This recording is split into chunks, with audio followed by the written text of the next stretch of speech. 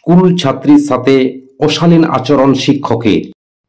বাঁকুড়ার গড়রাইপুর উচ্চ বিদ্যালয়ের এক ভূগোলের শিক্ষক অপরূপ রবি মণ্ডল এর বিরুদ্ধে এক স্কুল ছাত্রীর সাথে ফোনে অশ্লীল কথোপকথনের অভিযোগে রায়পুরের স্থানীয় বাসিন্দা, অভিভাবকবৃন্দ ও স্কুলের প্রাক্তনীরাও ক্ষোভে ফেটে পড়েন।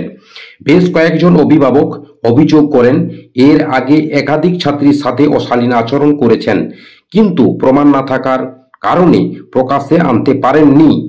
ওই কথোপকথনের অডিও সোশ্যাল মিডিয়ায় ভাইরাল হতেই জানতে পারেন স্থানীয় অভিভাবক বৃন্দ। দৃষ্টান্তমূলক বিচারের দাবিতে স্কুল ঘেরাও করে পরিস্থিতি সামাল দিতে হাজির হয় রায়পুর থানার পুলিশ।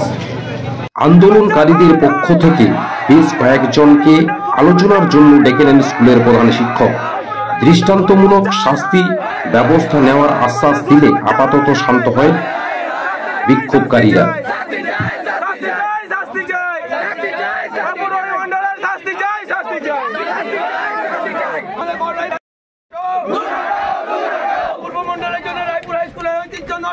অপূর্ব মন্ডল দূর হটো, অপূর্ব মন্ডল হায় হায় শিক্ষকগুলোর অপমানজনক কাজের অপরাধের জন্য অপূর্ব মন্ডলকে ধিক্কার, হায় হায় হায় হায় কর্মের জন্য অপূর্ব মন্ডলকে ধিক্কার, অপূর্ব মন্ডল হায় হায় কন্যা সমাজ ছাত্রীকে অশ্লীল মাথায় কথাবার্তার জন্য অপূর্ব মন্ডল দূর,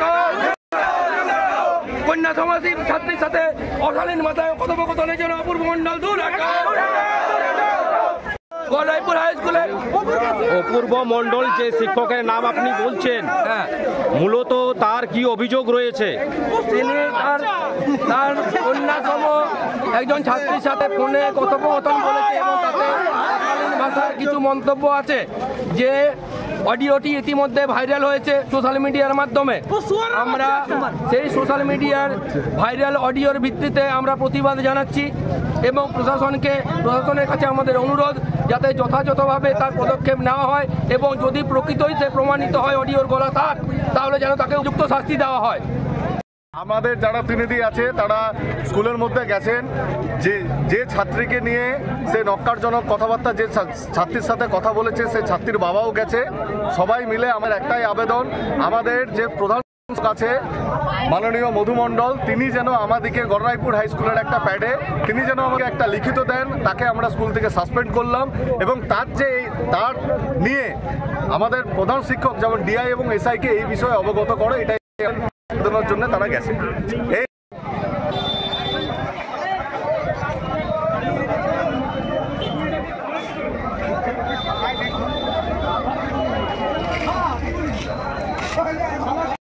ঘটনার জন্য অপূর্ব মন্ডলের শাস্তি চাই, অপূর্ব মন্ডল হায় হায়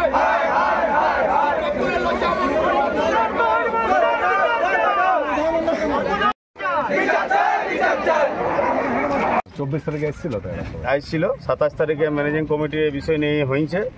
সেইখানে অপূর্ব রবি মণ্ডল এটা স্বীকার করেছে যে আমি ঘটনাটা ঘটেছে, ক্ষমা তো আছে, এই ব্যাপারে ওরা করেছে।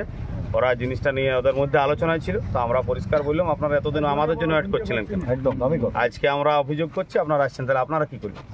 তো এই বিষয় নিয়ে হইলেও তো আমরা বলি আপনার সঙ্গে হবে না, এসআইও আসলো, এসআইকেও বলে নাই সেই মিটিংয়ে, এসআইও সেটা খুব প্রকাশ করলো যে আমাকে কেন জানান নাই। মধুবাবু বললো এই মিটিংয়ে আপনি আগে 27 তারিখে ম্যানেজিং কমিটি মিটিং করেছেন, আমিও তো ম্যানেজিং কমিটির মেম্বার আছি, আমাকে কেন জানান নাই।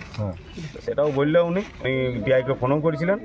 তো ফাঁক রাখার কোনো জায়গা নেই, ওরা এটা আশ্বস্ত করেছে, একটা লিখিত দিচ্ছে যে এই যে ঘটনাটা করবে আর কি ইমিডিয়েটলি, মানে আগামীকালকে পেন পেপারটা করতে হবে, পেন পেপারটা করতে গেলে আগামীকালই দরকার আছে।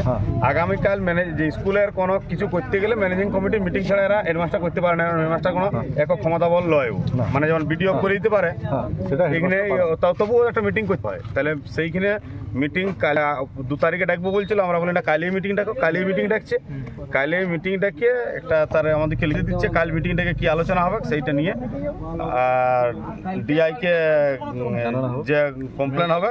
আর এইটুকু কথা মাস্টারমশাই দিয়েছে, হেডমাস্টারমশাই বা ওখানে যারা বডি আছে সবাই, যে অপূর্ব মণ্ডল গড় রায়পুর হাই স্কুলে আর ক্লাস করবেন না।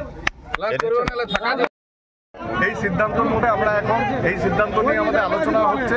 এই পুরো সিদ্ধান্তটা যারা আমাদের ভিতরে গেছেন তারা আসার পরে আমরা সঠিকভাবে সিদ্ধান্ত নিতে পারবো আমরা কি করব কি না করবো।